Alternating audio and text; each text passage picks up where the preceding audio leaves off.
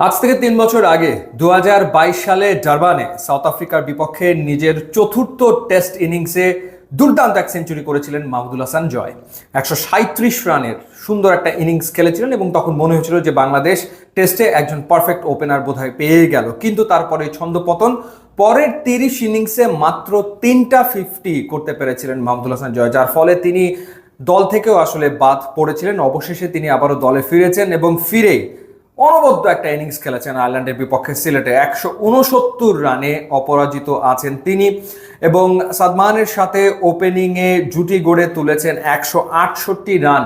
গত ১০ বছরে বাংলাদেশের বেস্ট ওপেনিং পার্টনারশিপ এবং নিজের তৃতীয় টেস্ট সেঞ্চুরিটা সাদমান পেতেই পারতেন। আনফর্চুনেটলি তিনি আউট হয়ে গেছেন ৮০ রানে এবং এরপরে মুমিনুল হক তিনি দুর্দান্ত ব্যাটিং করে ৮০ রানে অপরাজিত রয়েছেন এবং বাংলাদেশ তুলেছে ৩৩৮ রান ৮৫ ওভার ব্যাট করে ১ উইকেট হারিয়ে ৫২ রানের লিড নিয়ে ফেলেছে।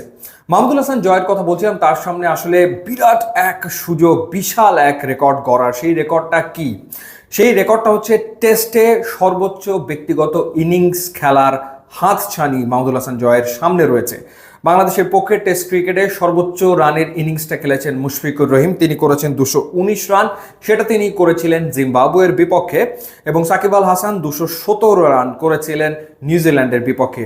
এই দুজনকে টপকে যাওয়ার ডেফিনেটলি সুযোগ তো থাকছেই মাহমুদুল হাসান জয়ের সামনে। যেভাবে তিনি ব্যাট করেছেন দ্বিতীয় দিনে, ঠিক সেই ধারাবাহিকতা যদি তিনি তৃতীয় দিনে ধরে রাখতে পারেন তাহলে কিন্তু সেটি সম্ভব। এবং আপনাদেরকে যদি জানাই যে ২৮৩ বল মোকাবেলা করেছেন, ১৬৯ রান করেছেন, ১৪টা চার এবং 4টা ছক্কা তিনি হাঁকিয়েছেন। এবং শুরুর দিকটাতে কিন্তু বেশি অ্যাগ্রেসিভ ছিল সাদমান, বেশ আগ্রাসী ব্যাটিং সাদমান করছিলেন। মাহমুদুল হাসান জয় দেখে শুনে ধীরস্থিরভাবে ইনিংসটা শুরু করে ধীরে ধীরে ধীরে ধীরে এক্সিলারেট করতে শুরু করেন এবং মুমিনুল হকের সামনেও সুযোগ আরও একটা সেঞ্চুরি করা। টেস্টে তার সেঞ্চুরির সংখ্যা হচ্ছে ১৩।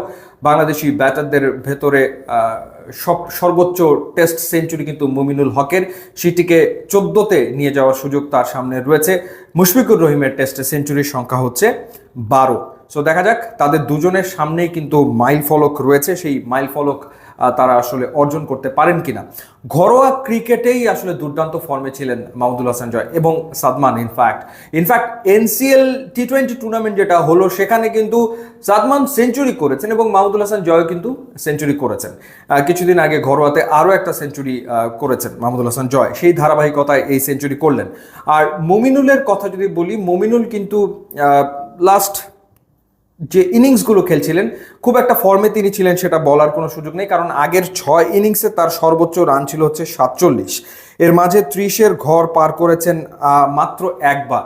তো সেইখানে একটা ভালো ইনিংস মুমিনুল হকের দরকার ছিল, সেই ইনিংসটা তিনি পেয়ে গেছেন। তবে এখানে থেমে গেলে চলবে না, নিশ্চয়ই তিনি চাইবেন ১৪ নম্বর টেস্ট সেঞ্চুরি হাঁকাতে। এবং মাহমুদুল হাসান জয় যদি যেভাবে ব্যাট করেছেন, মানে একটা আশা তৈরি হয়েছে যে তিনি কি বাংলাদেশের পক্ষে প্রথম টেস্টে ট্রিপল সেঞ্চুরিটা করতে পারবেন কিনা। টেলিভিশন সেটের সামনে দর্শকরা নিশ্চয়ই বসবে এই আকাঙ্ক্ষা নিয়ে, এই স্বপ্ন নিয়ে যে মাহমুদুল হাসান জয় ডাবল সেঞ্চুরি করবেন। মুশফিকুর রহিমের ৩টা ডাবল সেঞ্চুরি রয়েছে, সাকিবের ডাবল সেঞ্চুরি রয়েছে। তো সেই ক্ষেত্রে পারবেন কিনা মাহমুদুল হাসান জয় ডাবল সেঞ্চুরি করে ট্রিপল সেঞ্চুরির দিকে এগোতে। তৃতীয় দিনে সবার আগ্রহের কেন্দ্রবিন্দুতে থাকবেন তিনি, এ ব্যাপারে কোনো সন্দেহ আসলে নাই। ইউটিউব এবং ইনস্টাগ্রাম লিঙ্ক দেওয়া আছে, আপনারা যদি যোগ দেন তাহলে খুবই খুশি হব। And thanks for watching.